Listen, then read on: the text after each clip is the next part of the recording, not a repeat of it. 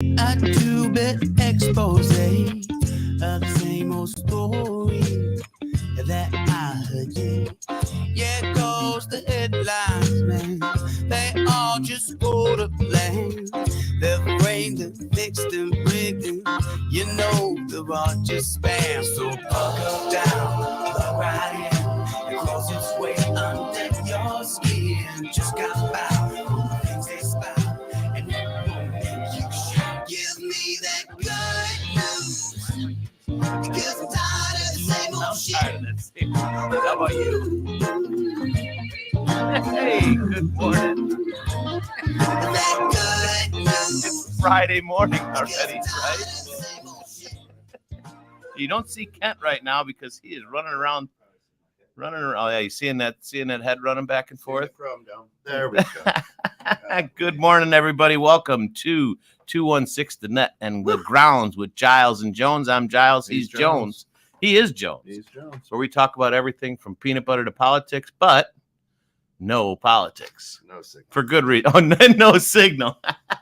Screen is down. All right, you're going to be the one on camera. We on screen. So Technical difficulties we'll again. See what anybody's saying. That's okay. Yep. So Kent will have to be screaming it from behind Control Central here. I'll be back here. So, keep talking. can you believe the weather we've been having lately, huh? It's amazing. It's like summer again.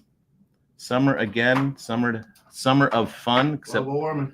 yeah, global warming. But we're gonna be. I guess we're gonna be dropping down really fast next week. Oh sure. We're gonna be dropping back down into the Fortes, which I'm not necessarily looking forward to. So, how was your week, buddy? Good. Good week, yeah. Yeah. Anything exciting? Anything special happened to you? Nothing real exciting. Check. Is that? Oh no, I'm here. No.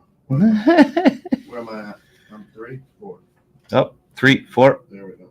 Outside the door. There I am. All right. Well, we'll get there. It's our first show, obviously. Yeah. Well, he's Jones. In case you guys just checked in, I'm Giles. Yeah. And it's of course brought to you through the financial support of our good friends over at Cannabis CBD shop. Yeah, why not? Over here in McHenry at 818 Front Street, where come on in, talk to us, see about how CBD can help improve your life and hopefully get rid of some issues you may have. It's an amazing product. It's an amazing thing that was given to us by this beautiful earth that we all live on, the spinning blue orb, as Kent loves to call it. That's it. Hey, and for everybody out there, I was a bad friend this week. On the 2nd was Scott's birthday, so happy birthday to you. Happy birthday to you. Thank you. Happy birthday, Scott. Happy birthday to you. Pete would always get upset when we say that. That's not licensed. Oh, we can't. Oh, that's right. I remember that. Well, that is a special new version brought to you by 216 Net, so we don't have to pay for that. Remix. Yeah. Yep. Deidre says, "Hey, happy birthday." Hopefully, she didn't forget like I did. I didn't get alerted anywhere. I didn't know. You probably told me, and I never knew. I probably did, and I really don't make big mentions about that stuff, even though this year was the double nickel. Yeah, double nickel. That's double exciting. nickel, which is so weird. I don't feel it one bit. Got old man balls now. I got old. Old man balls. You look like a dump truck. I'll tell you what, though, I'm pretty blessed in that respect as far as old man. I don't feel it. Yeah, I mean, an age, is just a number, really. I mean, it's because you keep moving. People sit around and, you know. Well, I mean, I like to say I still feel 19. In a lot of ways I do, until I look in the mirror and then I go, who's that dude? Right. We've kind of talked about that before. You get out of the shower, look in the mirror, and it's like you're at the YMCA. Some old naked guy looking at you. It's bad. A little creepy deepy. That's right. That's right. Who's that guy? Why is he looking at me? I don't feel that way. So, but yeah, thank you very much. I appreciate it. I was very blessed to have, just lots of people other than you. Yeah, obviously. Yeah, that's great. But hey, with knowing so many I'll people, give you a shirt. 216 in that shirt. I'm really bad with that stuff too. If it wasn't for my wife or people, even, that's one thing I'll say, that Facebook, if you are a Facebook user, is kind of a good thing for it. It does remind you of a lot of special events and people and places and stuff like that. So, yeah. Yeah, absolutely. So what else is on your mind this week? We talk about anything from politics to peanut butter, but no politics. Shana says, happy birthday, Scott. Well, thank you. And I'm in the booth today because, well, one of our screens isn't working. And, well, I didn't turn it on or check it before the show. So that's because we were chatting about some good stuff going on in the world. That's right. But if you want to become part of this show, Uncle Pete says just put https://streamyard.com/ all those letters and number into your URL, and you can join the show. Be right on. Wish Scott a happy birthday. You can pop off, do whatever you want. Or you don't have to. Or you don't have to. Or you can send your birthday checks to 2216 the net. 1400 State Route 31. Just put Kent's number on and put in the memo Scotty G's birthday. That's it. Scotty G's birthday. Scotty G's birthday. That's how I know if you'd know me long enough when you call me Scotty G. Yeah. Scotty G. Yeah. Yeah. So, but I'll tell you, with this whole birthday thing and age thing, I've been more and more, and I don't know if you hear it or see it but a lot of conversations and a lot of people I've been talking with lately, sleep has become just a big, big thing. Good sleep, lack of sleep, getting, proper rest with everything that's just going on in the world. You know what I mean? And I don't think people realize just, and I didn't for a number of years either until I got my CPAP on just the importance of just a good night's sleep and how it just really messes with us the whole next day, and really it can the compounding effect that you could have for the rest of your life. I just put the camera on me. Hey, how are you? That way people know I'm here. Yeah, let them know. Wave, smile. There you go. He's got his nice 216 the net swag on. Yeah. So if you guys want to get out there and help us out, put a little advertisement out there. We do have 216 the net swag out there. Sure. Absolutely. Jackets.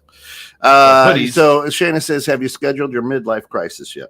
I started that about 45. At 45? About 45, I started that. Wow. Yeah.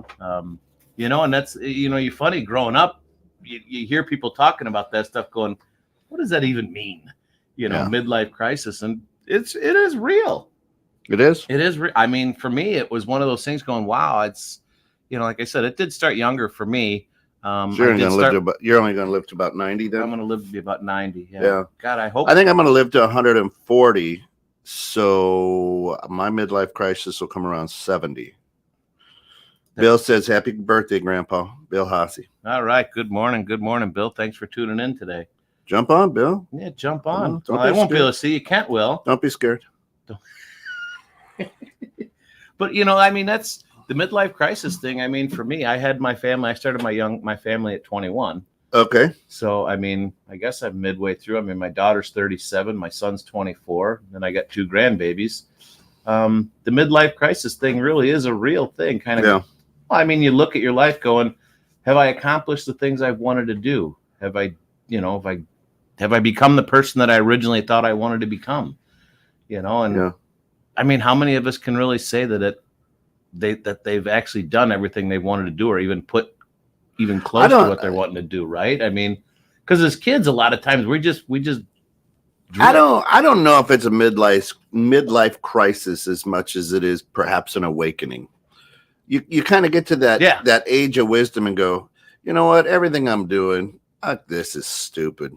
Why am I grinding like this for that? Or you know what?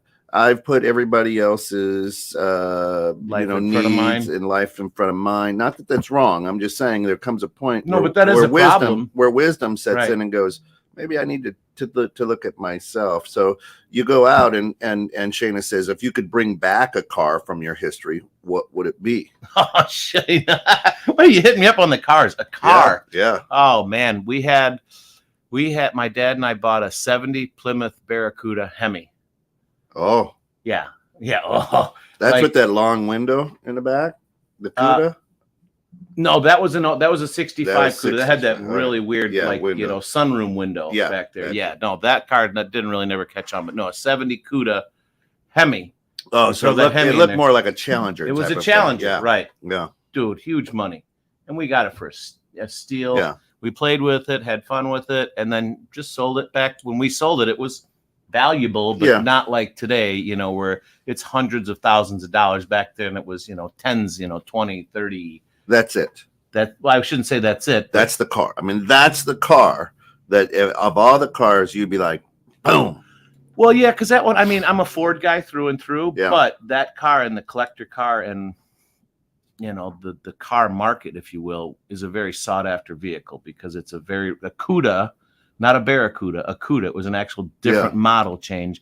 And the Hemi were synonymous with just, you know, the one you need, the one you want to get. And then people still really crave to get those cars if they get them. They're not as high as they used to be. The market kind of settled down, if you will, and it was plum crazy purple. Yeah. So that made it even crazy. So that plum crazy. Good old Dodge color. Yeah. So that's the one you're going with. That's the one I go with. The car that I've owned. I mean, I haven't, there's some other cars I would love to have owned. Yeah. But never, you know, could afford or, you know. My answer to that is I'm a Volkswagen guy. Oh, I love V-dubs. So my first car was a 68 Beetle. Yeah. Well, right. Deidre's going to chime in on this one. So if I were to bring back any car, it would be the original Beetles, not the 90s, 2000 bubble, but like the 60s, because they were just simple, easy. You know, here you go. Yeah, the very basic car. It was the people's car. But I would do that one, and I would do the Corvair. The Corvair, those rear engine cars for me, just something, and not like the big fancy sports cars, right? But that Corvair upset Ford, upset Chevy, because that Corvair at one time was fast. Was so innovative, and it was fast. Yeah, we got a V6 in that little light car. Yeah. I agree, Deidre. Deidre says VW Thang. We need that back. Yeah, those are cool. I love those. Have you seen that one? The Carmen Ghia. Have you seen the thing? My thing? Or her thing? Well, let's go to. That's a different show, folks. Yeah. Visit us at Fantasy Factory for that one. I've seen pictures. I mean, we haven't seen. It's orange, right? Yeah. Yeah. Oh, really? Yeah. Oh, we'll have to get you out in it next year. It's a freaking that or the Carmen Ghia. Love the Carmen Ghia. One of those vehicles you can't get in and not smile. Right. Oh, absolutely. Like, it's not fast. Like we put a sticker on the back of it for Diedrich, says "slow is all I know," because it's just. I mean, in first gear 0 to 10, it's supposed to be the fastest car out there. Yeah. Just I don't. You know, I have always been the guy. I like the simple cars that make people turn their head and go, "Huh, yeah, look at that." Right? Yeah. I don't need the Ferraris, the Lamborghinis, or people go, "Damn, look at," you know. I want them to kind of smile, and it's what this station's all about, right? I mean, right. If you're listening to the station outside of what streams live, man, we've loaded this up with incredible music now. Our listenership is just growing through the roof. Yeah, you're doing an amazing job. Awesome. In case anyone doesn't know, Kent is the owner. There it is. Wonderful station. He's just killing it over here. But please like, share. Yeah. Mike Krejci's doing a lot of work, on this too. And he owns it as well. I gave him some ownership. Oh, nice. And so longtime friends, you know, I wonder why I probably never got into it with him in the first place, but because it's, you know, well, that's a good question, but you know, I mean, it's a tough thing to do business with family or friends, or to have a business with family and friends, because you're either too easy or you're too hard on them. Yeah. And knowing that is really important, and trying to circumvent the potential issues that could come up with that, because it's always tough. It's always tough. You got to be able to separate. You got to differentiate it, right? Like for me, with my business, right? And my son actually dates one of our what we call retail rock stars. She is a rock star. But I told her when they first a girl, nothing like climbing that ladder, if you know what I mean. That's it. But when she came to work for us, you know, and actually told us that she was dating our son, and I said, "Look, at work, this is how I want you to talk to me.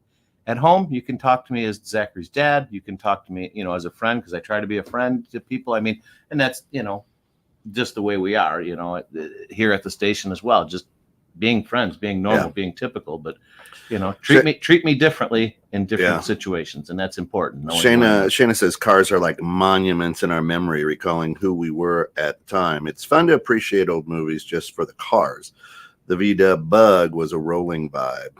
Yeah, emphasis on rolling. Yeah, you don't know how many times I started that car by pushing it, jumping in, popping the clutch. Did you really? Is that the good old days? You couldn't do that today with all this electronics and stuff.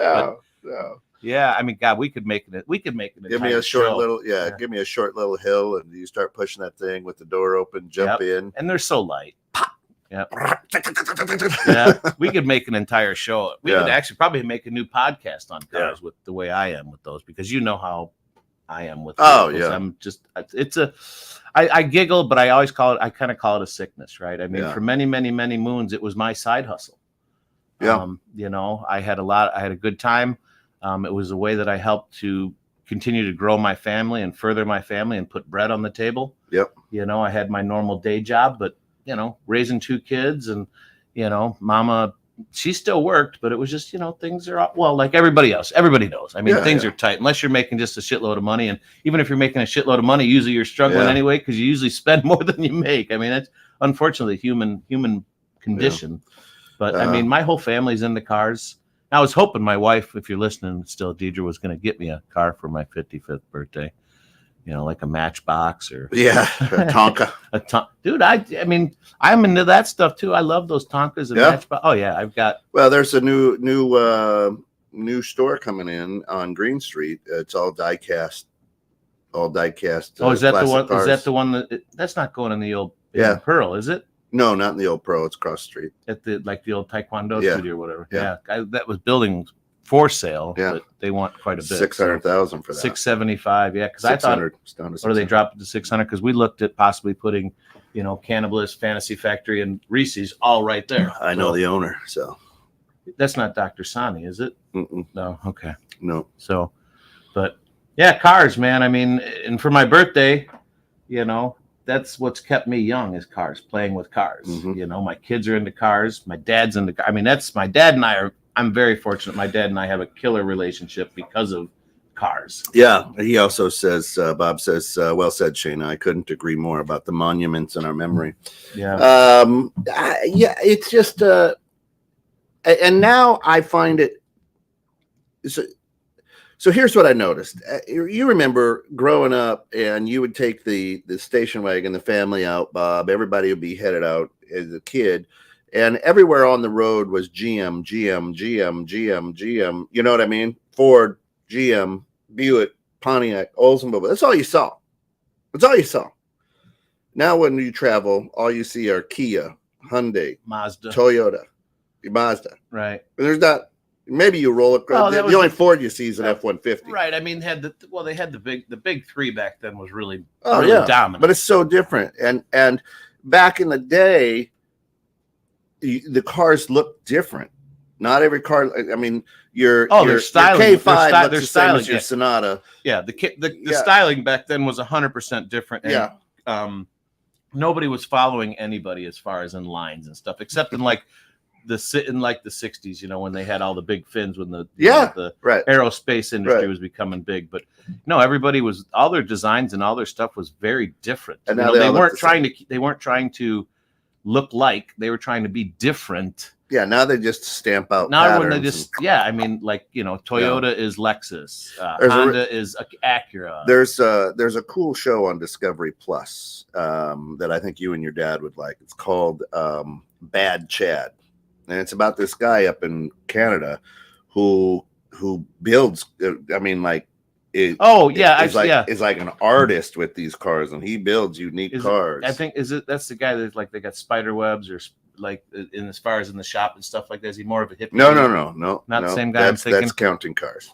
No, that's Las Vegas. That's Counts Custom. No, I've actually met them. That's actually a really cool place. Yeah. That's this guy. Bad Chad, because it sounds familiar. Bad Chad. Just check it out on Discovery. I do watch a lot of. You guys will love it because he fabricates stuff. And I've always been very jealous of those people that can. I mean, I can fabricate. I'm actually pretty darn good with that stuff. I've restored quite a few cars over the years, like literally from the ground up.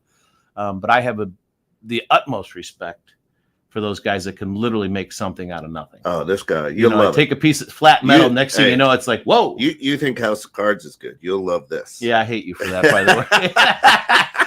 I've taken a little hiatus from watching it, but I hate you for turning me on to that. I watched 4 episodes last night. Oh, did you? Deidre says, "Hey, Scott, I thought we were not adding more items to our home or buying for our birthdays." All right, you got me. We're not adding more items to our home. I'd love to get rid of things, you know, and that's the midlife crisis thing. You know, you kind of, that's one thing. You look at all the stuff you got and you're kind of like, you mentioned the word kind of reevaluating, right? Yeah. Going, as a young kid and probably up into my 40s, probably even to 50, it was like, gotta get, you know what I mean? Yeah. Because for me, how I was raised, the people I was raised around, not my parents didn't do this to me, but just the group I hung around with is, and all my we had 5 of us that were just tight. It was, the one who dies with the most toys wins. And that got programmed into my head. So boy, did I buy toys. Yeah. So why is it a midlife crisis for men and not for women? I haven't heard a woman go through. You haven't heard, you see a dude in a sports car, you're like, oh, going through a midlife crisis. Right. Yeah. But the mom driving a minivan and going through a midlife. You don't hear ladies going through a midlife you don't. crisis. That's actually a good one. But I think they actually probably go through more of one than us men. But I think theirs is more of a quiet. I'm going to use this word, quiet suffering, right? Because the kids at midlife, the kids are probably growing up and they're going, if they have kids, right? Going, boy, I raised my babies, and because for some women that is their life, that is their goal. If you break down the word menopause, right? It's true. That's pausing from. That's true, right? And they battle that the rest of their life. Some ladies, that's horrible, right? So their midlife crisis is mid to end sometimes. Oh, their midlife crisis is looking at their. And husband. It ain't fun. Yeah. If it was fun, they wouldn't have called it men. A pause. Yeah. They're pausing. They're pausing to be with us men, right? I'm not a doctor. I'm just saying. He just plays one on TV. Yeah, I'm just saying. But right? it's interesting because they do call it a crisis, and like you said, I don't know if I'd call it a crisis. I think the better word to use is it's awakening, right? Because for so many years you're chasing something that you were taught as a kid. Yeah. That Deidre says 10 years women on average for menopause go through menopause. Yeah, isn't that crazy? Your mom says that women's whole life is a midlife crisis. Well, and that might be true to a certain point, right? I mean, when you deal with us. As you're growing up as a man or as a boy, right? I mean, I know for me it was like I wanted to find myself a fine lady and get married, and but men don't grow up, and that's why I tell my girls, all men are idiots. You just have to find one that you can put up with, and you'll never change them, right? So Deidre says your mom is right. We just never grow up. We sit here. In your mind, like we started the show, in your mind, you're still that 22, 20. I mean, your mind has an age to it that you think you're at, right? Mine is probably 22 to 24. Always. That's where I think I'm at. Right. In my own mind. So in case you're wondering why I use the comments I do, that's why. That's right. Because we don't think about it. Some guys, and you know them, that I've grown up with who never left. They were born, raised, and never left. You could go to that bar today and they're still sitting there since they were 19 when the drinking age was 19. Right. And they just never grow up. They've been divorced. You know what I'm saying? More than once. Yeah. So men just never grow up, period.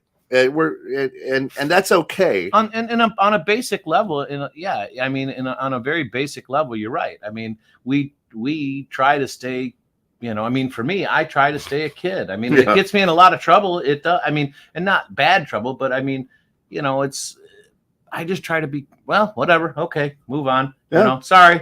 What are you going to do? But as you get older, it's like, well, my decisions have repercussions, on people. And it's not just me anymore making a dumb decision. Well, and that's where all of a sudden you have to have a hip replacement, or you got, your arteries are clogged.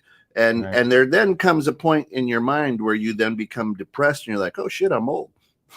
I'm hoping not to get to that point, Right. I mean, I'm hoping not to get to that point. Yeah. I've been very lucky because a couple people did ask me about it. Yeah. The other thing that I will say is for all the for all the grandma and grandpas out there, moms and dads out there, just know that you're never a burden on your kids. I don't care, so if you're in your 90s, you're not a burden on your kids.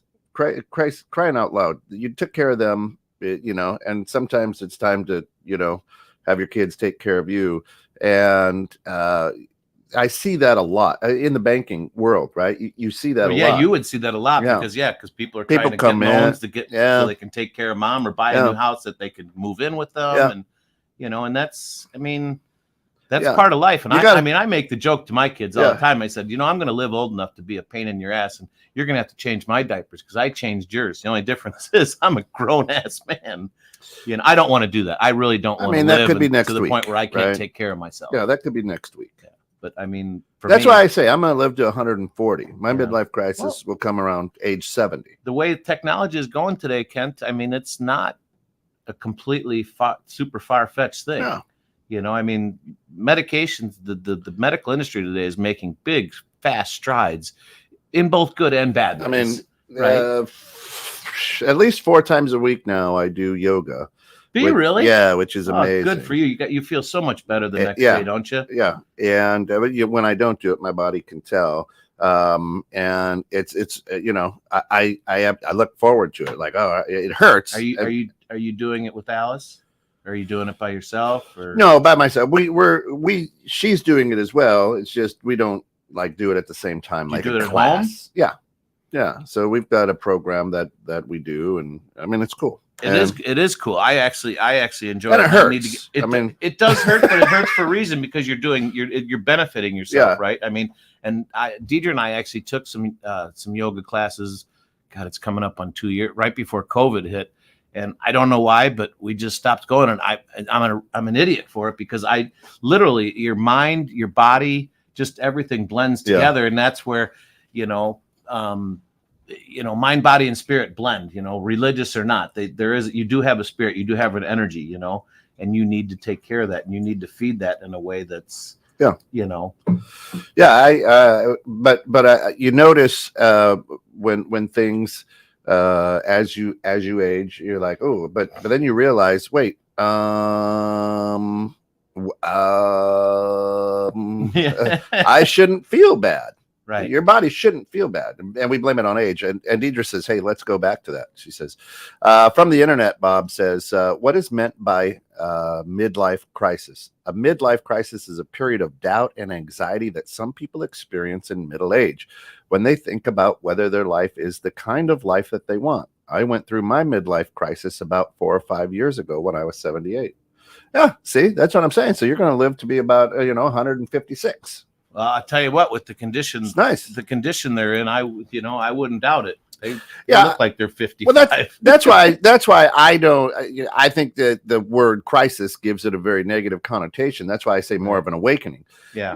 More of a wait a minute. Let me, life eye opening, right? Yeah, kind of that eye opening to go, hey, maybe what I've been chasing isn't what I should be. It's a reevaluation of your priorities, your wants and your needs, and the things that you want to conquer. Some people use the word bucket list. I mean, I have a bucket list, or at least things that I'd like to do and accomplish in my life. I've been very fortunate to do quite a few things, in my life. And, I look back and go, when I think about it, I've done probably more than most people will get done in their life because I've been so adamant about, not wanting to fall behind or to, enjoy myself. Yeah, no, Shayna says, what's more crisis inducing than an awakening? It's so true. So true. Yeah. Shayna also says the realization that physically things are taking more effort is scary for a gender so judged by it. I find men of this age are going one of two ways. Both are okay. Do you go both ways, Scott? No, sir.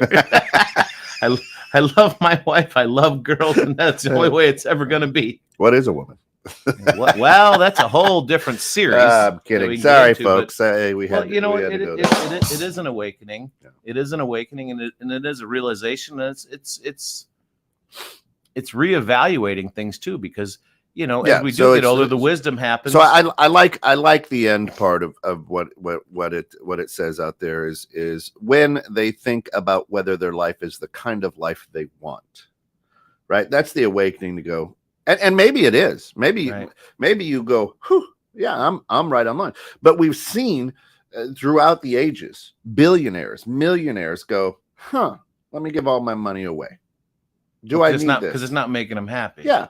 Right. So let me ask you this. In your midlife, tomorrow, $1.5 billion that you win from Powerball.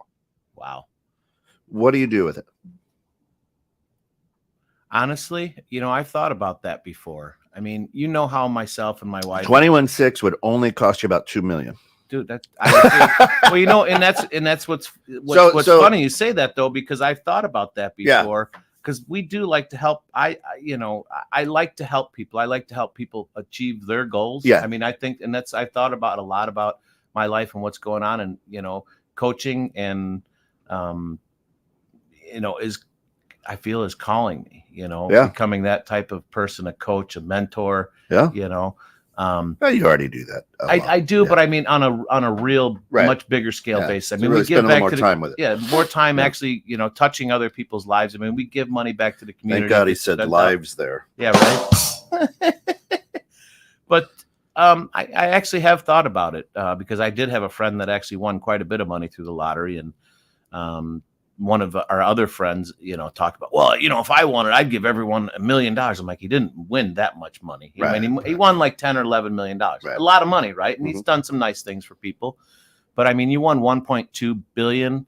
I mean, I definitely you get to take home one time 795 million or something like that. So for me, and I've thought about that. I mean, I have 5 really close friends that I grew up with. Yeah. Right. That we've kind of split apart over the years, which happens. Yeah. I mean, that's part of it. That a couple of them are struggling, a couple of them are doing fantastic, but I would like to alleviate their pain, so to speak, if that's one less thing you can have to worry about every day, because I think a lot of people wake up, and I mean, I know for me, the first thing I wake up is, what do I got to do today? Or, what's going on? What's the next step? So I would definitely donate money to a lot of different causes. I mean, I wouldn't be putting it across the pond or anything like this. There's a lot of good things that we could donate money to here in the States to help things out, to better our world, to better our area.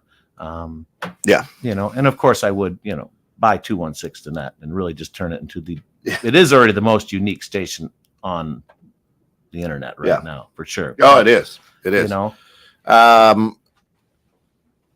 here's the thing. If I won that $1.2 billion, I certainly wouldn't say anything about Jewish people. I would want to maintain my billionaire status. Sorry, too soon? All right. Anyway, I think it is horrible what was said. But anyway. Illinois one of the only states that you don't have to divulge who won? Isn't that? I don't know. I'd tell everybody. I'd scream it from the mountaintops. Would you? See, I wouldn't want anyone to know. Look at me! I'd make it rain, baby. I'd want to. That's in the strip club, sir. I'd want to remain anonymous and give things out. I do like recognition. I think a lot of people do like a certain amount of recognition, but for me, I think I would want to be anonymous because, one, I just don't want all those. I mean, you already get enough freaking robots. Yeah, what I would do. Here's the honest. I would buy a 65 Malibu 4-door. No, I would absolutely create a fund, and it's the It's Okay fund. I don't know what I call it. It's just like It's Okay. And what I would do is I would just find normal families, ones whose kids aren't dying of cancer, ones who they've just been trudging along, doing the right things in life and never caught a break. Mom and dad work. They've got kids. Life's good. They pay all their bills. They pay all their bills. Yeah. They don't need it, but they've never caught a break. And just go up and say, hey, here's $100,000. Here's your break. Right. Congratulations. Right. Yeah. What? That's a lot. That's a lot more than you talked about, because remember we were talking originally about, for 216, one of our goals would be to we'll still do that. Right. And to give out some money, or a family that needs a second car that, if we could put together for that. There's not a sob story. Right. No, it's just, hey, and everybody's got issues, but somebody that, like you say, just needs a little bit more of a break, and hey, here you go. It's not like they're hurting, but it's something that could really help. And, once again, that comes, and that's why I think you and I just are kind of drawn to each other, not in a special kind of way, but a real type of way, right? Because we do believe in people, we do believe in trying to make people's lives better. And, as I get older in the midlife crisis, that's something that actually has gotten more and more important to me, is to helping other people understand, just how the world works and how you work as a person. I mean, I think the biggest thing is, understanding how our brains are and how our brains work and why they do the things they do, because everyone's brain works differently, even though you think everyone's is the same. But just there's a guy, there's a multi-millionaire out on TikTok. I think his TikTok handle is the Great One or something like that. And he looks like a rapper. It's a white dude. He's got tattoos on his face, his arms. He's got a beard. Oh yeah, and he just walks up to people and gives them hundreds, 500. Oh, whatever. Okay. I think I've heard. I've heard of that guy. When he goes to eat, he'll tell the waitress. He's like, tell me what size tip you want. Oh, you don't.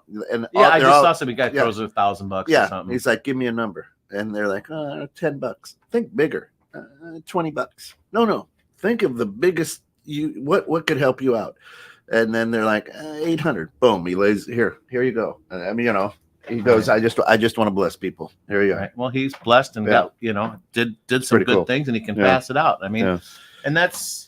I think, and that's why they call it a crisis in a way. It should be an awakening, because what's important. I think that's what it comes down to. It's the awakening. What really is important? What really does matter? Does it matter you have $100 million? No. Does it matter you have a house over your head, a roof over your head, and, food and clothing and, some love? I mean, right. Yeah, that's the really important stuff. Everything else coming after that is just icing on the cake. Shayna says that maybe it takes several decades to know yourself enough to move towards things that resonate. Many men enter more of a coasting stage and have time to think of themselves and what brings them joy. The real rush is the anonymous donation that has effect that you can view from afar. Yeah. Oh, exactly. But that's the hard part about Americans. We don't know how to give, and we don't know how to receive gifts. Oh, you gave me a gift. I need to give you something in return. Right. I can't just be grateful. Thank you. You shouldn't is there have something, or is there or we look at it, is there something attached? Right. You shouldn't. That's the catch. Yeah. Right. Right. I mean, that's a different story though, as far as giving out gifts, because I think most men are not very good at gifting.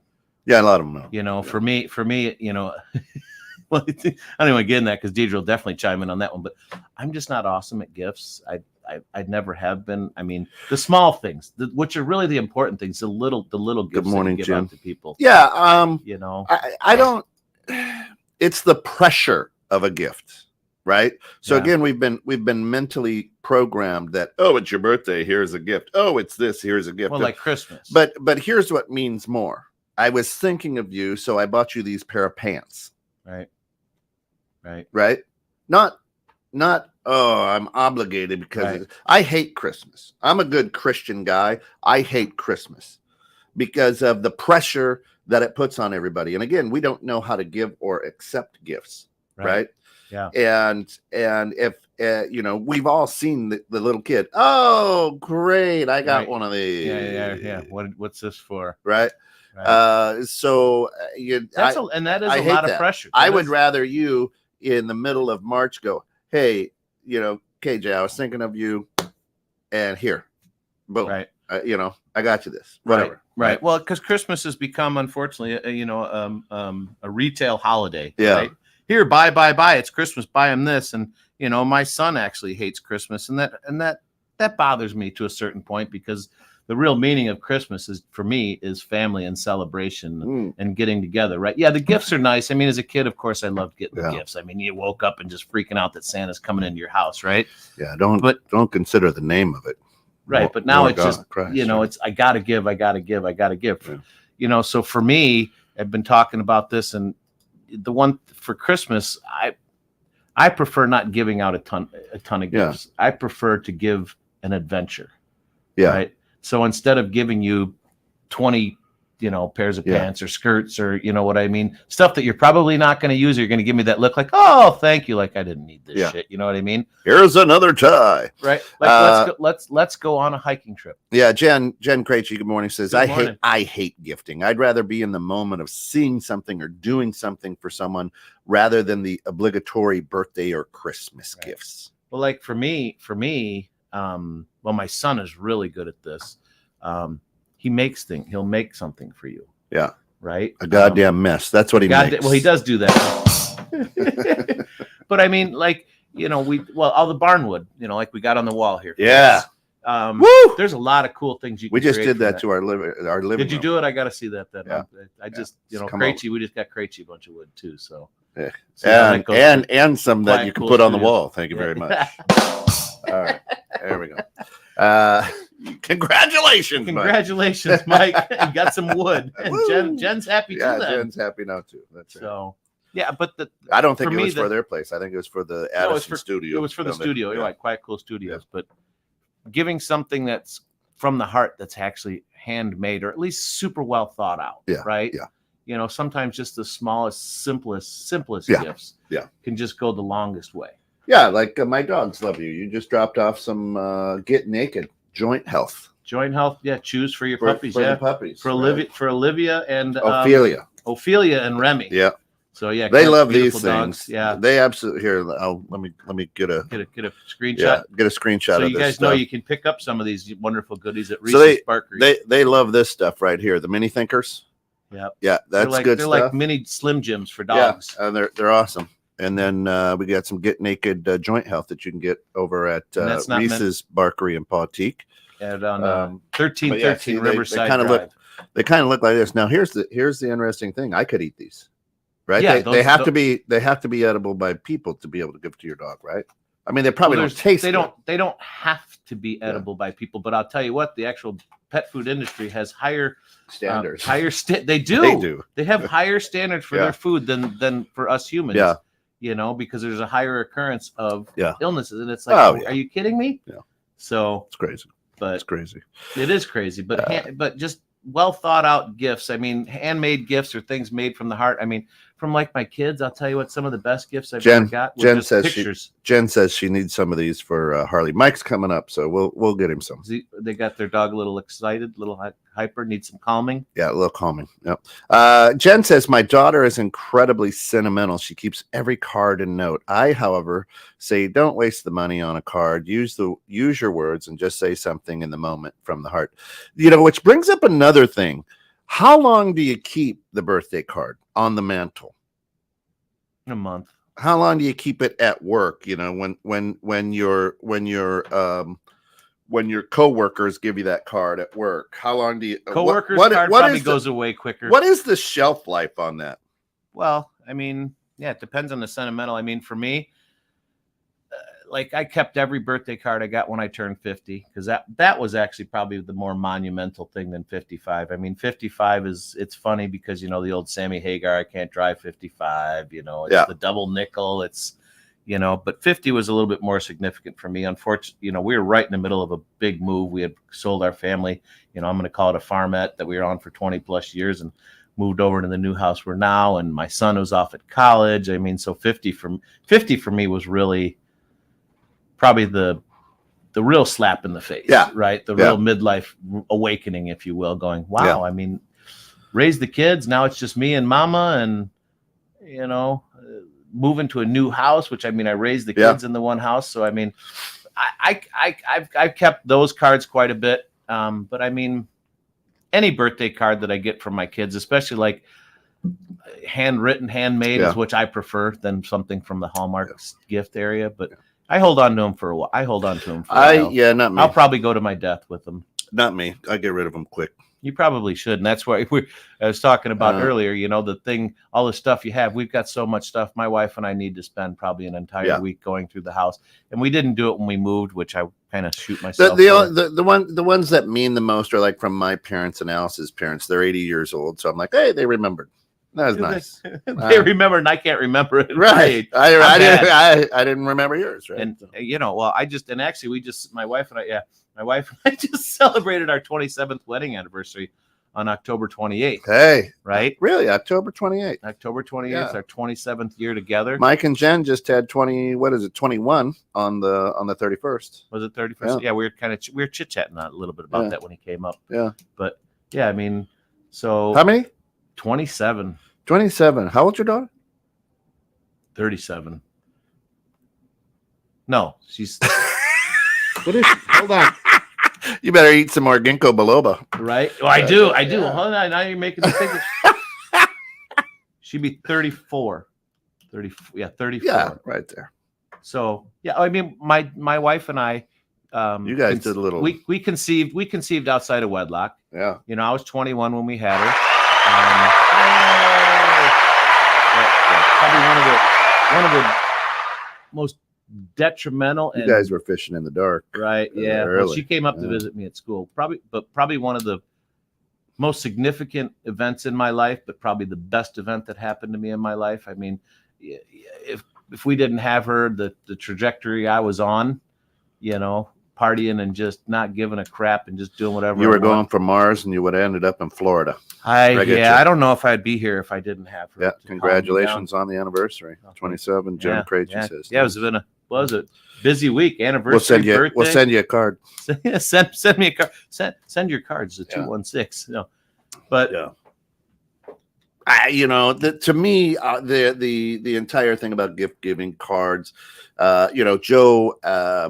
Joe Turner from In the Know with Steph and Joe on Fridays at 3 p.m. Central. There's another thing that we got to talk about too, but his birthday was the 31st. I told him last Friday, I was like, hey man, if I don't see you, talk to you, have a happy birthday. He goes, listen, don't do the Facebook thing. He goes, this means more to me, you wishing me a happy birthday face to face right now today, than it does getting on and go, hey, happy birthday. Right. Which, and I go, well, if I remember, I'll give you. He goes, don't even give me a call. You took care of it. I really, trust me, this means more to me than calling me up on my birthday and saying happy birthday. So I said, okay. So I didn't call him, Right. Yeah. You already made that. Yeah. And Shayna says, why do businesses send Christmas and holiday cards? Maybe they're people different. They think maybe they people differently than me. I think it's so stale. Maybe I'm jaded. It's a marketing thing. That's it. It's just, if you get a birthday card from Gary Lang because you bought a car from Gary, who's no longer Gary Lang, but you get from the car dealer. All it is that's just marketing. Hey, I want to stay in front of you. Yeah, happy birthday. Yeah. Hey, we remember you. Come in and get another car. Yeah. Smell it. Don't you smell those? Those are always great. Smelling. Oh, see, it's like back in elementary school, smelling the markers. Yeah, smelling the markers. All right, I'll keep that over to keep me awake. Yeah. That's definitely a marketing thing. That's it. It's for me. You can never beat in person. Just Listen, we got a few more minutes, and we have to talk about this tomorrow, or actually Sunday morning. Oh, Jesus! Is the last time we fall backwards ever? Or are they going to get rid of it? Did they finally decide to abolish it? Ever. You have to party like it's 1999. It's the last time you can get that extra hour in the bar, people. It's going away. I didn't know they. So we fall backwards, right? And then in the spring we spring forward. Never changes again. Never changes again. I was reading some stuff about that and how actually the detrimental effects that the changing the time has on people and their circadian rhythm, which is your body when it needs to go to sleep, when it needs to wake up. Yeah, how confused are animals? Well, right. Well, yeah, I don't know about the animals, but I mean, for me, it definitely messes with me. I mean, I'm more of. It's hard for me to get out of bed when it's dark, right? And it's hard to go to bed when it's light. I mean, that's just human nature. For me, man. So when I'm tired, I go to bed. I don't care what it is. Yeah, see, it's hard for. I can fall asleep every once in a while, getting a nap during the day. Then somewhere between 4 and 5, I wake up. Well, all right, time to go. But there was, and I can't remember it because my old ass brain. But yeah, there are some serious detrimental issues to the time change. Yeah, well, the people and how their bodies function. Native American folklore, right? Or the Native American Indian. The Indians said, the white man is the only person who can cut the top 6 inches off a blanket, sew it to the bottom of the blanket, and say that it's longer. That sounds like a male dominant thing. So that they're saying that about the time change. It's like, right. The white man's the only one who says, "Oh, we're going to move the clock back an hour." We're the only people in the world who do this. I think. I mean, Gary has said that. Well, what are you in? Because we're either 12 or 13 hours ahead. Right. Well, do you remember? Do you remember the original reason that they did it? Yeah. Why daylight savings time came in? Why? To save energy. Well, that's what they were saying as far as light and stuff like that. To save energy. Right. I'm waking up earlier in the morning. It's pitch friggin' black. So I got to turn my lights. So I'm either turning my lights on in the morning or turning them on at night. What difference does it make? Doesn't. I mean, the only difference really it could make is what you pay, because, if a lot of people don't realize this is like ComEd has peak rates. Yeah. So if you're going to do laundry and stuff like that, do it at night. Yeah. Do it late at night, because your rates are cheaper. So Jen says, geez, just when we all have clocks that change automatically, they take away the panic of forgetting to change the clocks. Shannon says, I think the UK changes a week or two before us, and we have a few states that just said no. Yeah, I think Indiana is one of those that doesn't. I know Arizona doesn't change their clocks. Farming and farmers needed the light back in the day, is what Jen said. Right, and that's what it was originally done, right? For an extra hour. I mean, summertime, it's I love it, but when it's light until 9 o'clock at night, I mean, that's hard. That's hard to. When you get into a routine, like for me, we started kind of little chit-chatting about sleep at the beginning and how important it is. But listen, that really messes with your sleep This is cycle. a big deal. This is the last one. So people have parties and things like for the last episode of Friends, right? Let's have a party. Then. It's a big. I think there has to be the bars that they should be doing something crazy this weekend, because it's the last time you're going to fall back that hour to get that extra hour. That's true. Well, it doesn't happen until Sunday, though, right?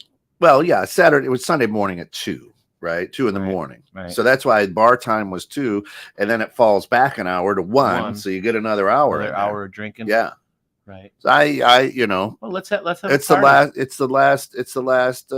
one. Let's have a farewell party. I love the end of things. I will watch the last episode of a show that I have never even watched, because it's the last one. My wife Alice is like, "What are you doing?" I'm like, "You got to watch it, man. This is history. This is the last one." Well, you've never even seen the show. I know, but it's the last one. It's the last one, so I get to see how it ends. Gotta see. Yeah, that's an interesting one. I'd never heard about that. Yeah, it makes sense. I didn't. You watch the first one, watch the last one. I don't even watch the first one. Just the last. Yeah, it's like Yellowstone. Is anybody else? Is there any Yellowstone fans out there? I've heard of it. I haven't watched it yet, but we're actually having an event. I don't know what the date is, over at Reese's Bakery, Boutique, called Yellow Bone. Yellow Bone. Yeah. So it's going to be an adoption event, sales, the whole 9 yards. If Deidre's still listening, honey, if you could throw in there exactly what's going on, so we can kind of let everybody know. But that's. So this is a Kevin Costner show. It's about the cowboy, a farm in Montana or something, that's right? It. Yeah. And if for people our age, it's modern day Dallas, right? Yeah, it's modern day Dallas. Yep. And the bottom line, are they as rich as the people from Dallas? Yeah. Okay. My neighbors all love it. Now, Alice and I are about a season and a half in, and I can't get into it. I'm just like, oh no, hang in there. I think it's going on season 4 or something like that. If you're season 4, you're still not into it. You're done. Yeah. If it doesn't grab you in the first season, dude, goodbye. Right. Right. You got to get the hook. Yeah, now I've gotten hooked. Like, if you took you got me on House of Cards. If you took the first season of Grey's Anatomy, that was well written and it was a good hook. By the 3rd season, it was horrible. Yeah. So I just I'm done. I can't watch. It's the same crap. It's stupid. We're gonna watch this girl cry, right? Whatever. Right. I was just like, the writing was terrible. Shayna says, if a mask mandate pops up again, will you comply? It makes me nervous we didn't have a last mask burning celebration. I'd feel better if we did. I would. We should actually. We should actually, because I'll tell you, I still see people. I feel bad for people still driving around or wearing state courts, Supreme Courts, and whatnot are starting. There's some interesting findings out there right now, and I still see people, and that's fine. You want to run around? I don't care. Right. Sure. It's up to you. Just don't judge me. Whatever. Yeah. Right. Yeah. Still. She says Breaking Bad ruined me. Nothing compares. You know what, Shayna? Did you watch that series? No. I watched like 3 episodes. Alice and I did. We're like, this is just stupid. And I've never seen it. The Walking Dead. Never seen an episode. What was it? Dragon porn. What was that?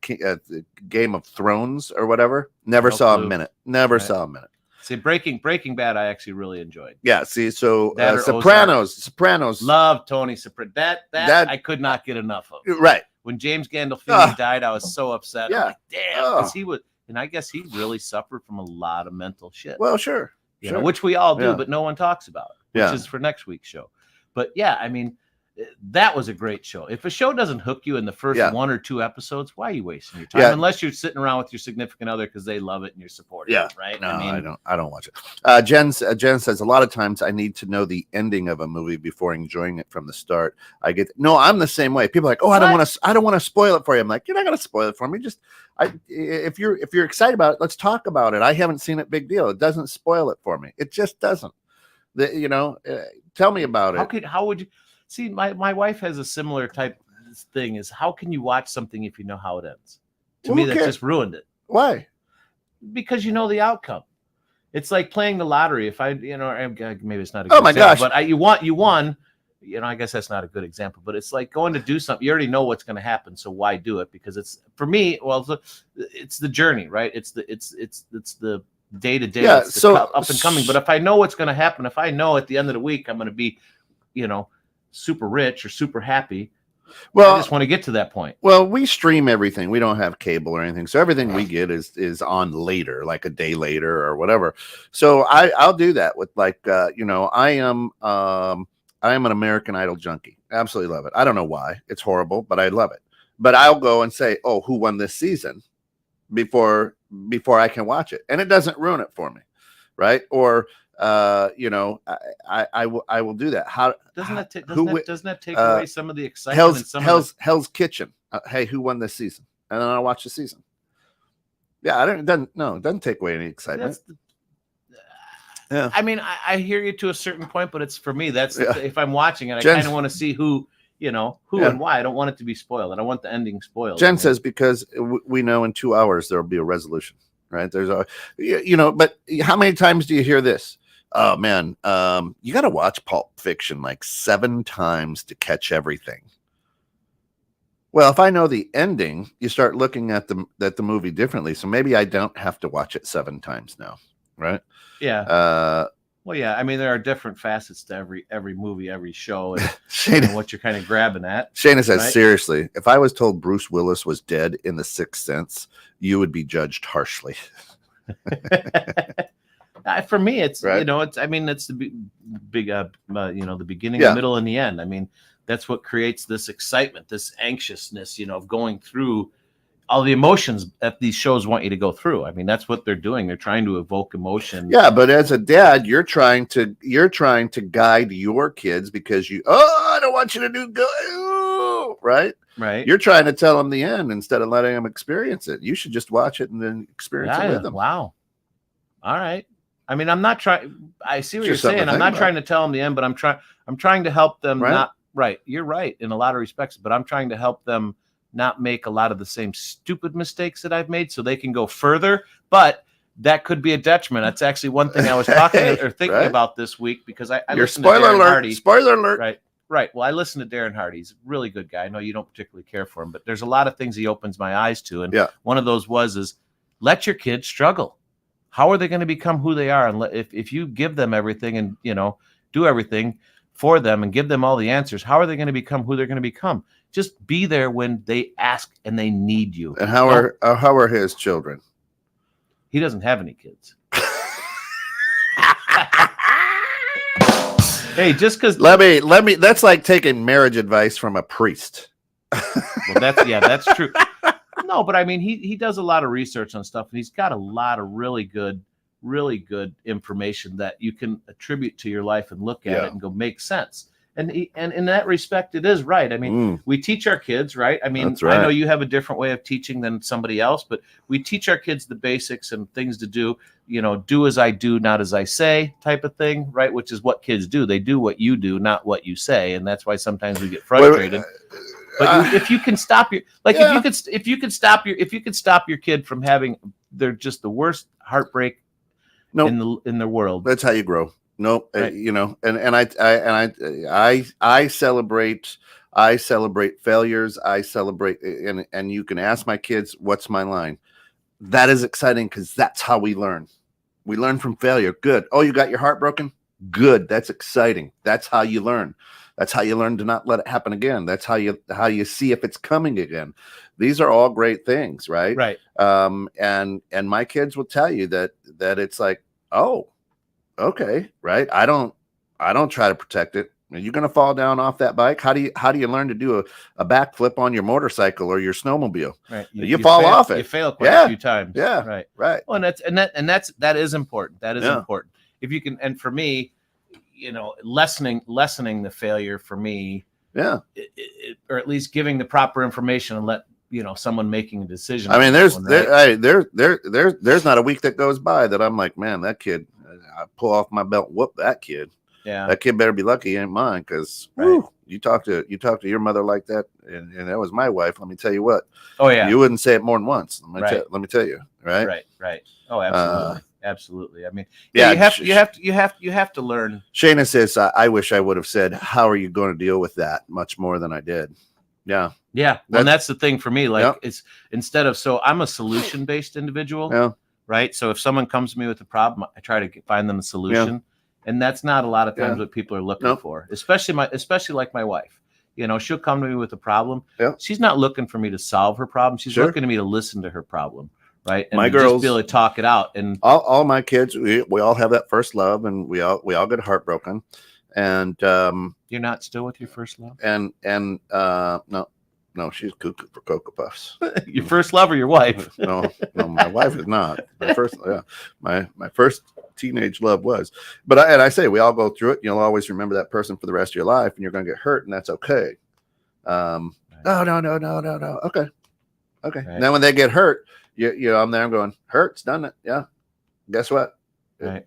You got to learn from it. It's going to hurt for a while. It's going to hurt for a long while. Right. You're not going to trust people. You're not going to, you're going to think all men are idiots. And that's a hard one to see your kids going through that, knowing what they're going through, and that you can't or you shouldn't help them. Yeah. Right. Fixing robs others of growth. So is what Shayna says. And speaking of fixing, that's exactly what the Darren Hardy thing was saying, is you're robbing them of their own experience and their growth and looking at things because you're trying to. Shayna says she's in your corner. She's a recovering fixer too. Yeah, I am a people pleaser, and I am a, That's it. Listen, we've run over, but we appreciate it. Shayna says, have a great weekend, guys. Thanks for the visit. Everyone, thanks for joining us. Of course, we've got Bridging Civil Tension. I think it's going to be an interesting show. And then at 11, we've got a rerun of Living Low Sodium at 1. We've got the Neighborhood Pulse at 3. We've got on Fridays, of course, we've got full lineup in the know with Steph and Joe. So yeah, stick around and come on back, because good stuff. If not, the other thing is, please subscribe, like, share, go out to radio.garden and look for 216 the net if you want to listen to us, because we just got great music and things happening all the time right here. A lot of cool stuff, but the more listeners we have, the more we appreciate it. Share it out, we can get out there. Yep guys, appreciate you tuning in today. Have a great day. Appreciate it. Go out there, love somebody. That's it. And respect life. That's it. For all of us here at 216 Net, thanks for getting caught in the net with us. Until we meet again, be good, but more importantly, be good to each other.